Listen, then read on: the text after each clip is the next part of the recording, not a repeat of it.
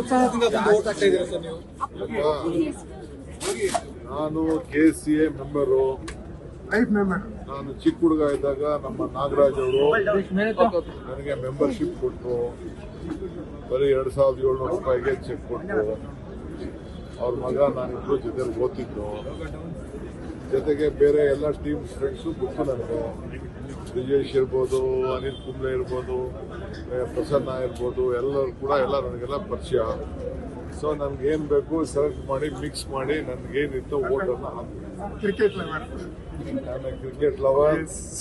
So ಮುಂದಕ್ಕೆ ಕರ್ನಾಟಕ ರಾಜ್ಯದಲ್ಲಿ ಬೆಂಗಳೂರಲ್ಲಿ ಏನು ಅನಾಹುತ ಆಗಿದೆ ಅದೆಲ್ಲ ತಪ್ಪಿಸಿ ಮುಂದಕ್ಕೆ ಈ KCಯಲ್ಲಿ ಸ್ಟೇಡಿಯಂ ನಡೆದು ನಮ್ಮ ಬೆಂಗಳೂರಿನ ಗೌರವನ ಉಳಿಸೋ ರೀತಿಯಲ್ಲಿ ನಾವು ಮಾಡ್ತೀವಿ. ಬಟ್ ವಿತ್ ಸರಿಯಾದ ರೀತಿಯಲ್ಲಿ ಕಾನೂನು ಚೌಕಟ್ಟಿನಲ್ಲಿ ಸ್ವಲ್ಪ ಈ ಕ್ರೌಡ್ ಮ್ಯಾನೇಜ್ಮೆಂಟ್ನ ಸ್ವಲ್ಪ ಗಮನದಲ್ಲಿ ಇಟ್ಕೊಂಡು ಇನ್ನು ಮುಂದಕ್ಕೆ ಈ ಸ್ಟೇಡಿಯಂನ ನಾವು ಬಳಸ್ತೀವಿ.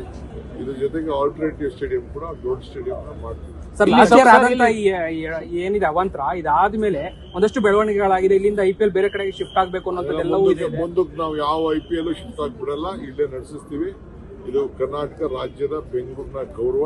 ಇದನ್ನ ನಾವು T20 ವರ್ಲ್ಡ್ ಕಪ್ ಮಹಿಳಾ ವರ್ಲ್ಡ್ ಕಪ್ ಸರ್ ಅದು ಆಯ್ತು. ಏನೇನಿದೆ ಅದಕ್ಕೆಲ್ಲ ಮುಂದಕ್ಕೆ ಅವಕಾಶ ಕೊಡ್ತೀವಿ.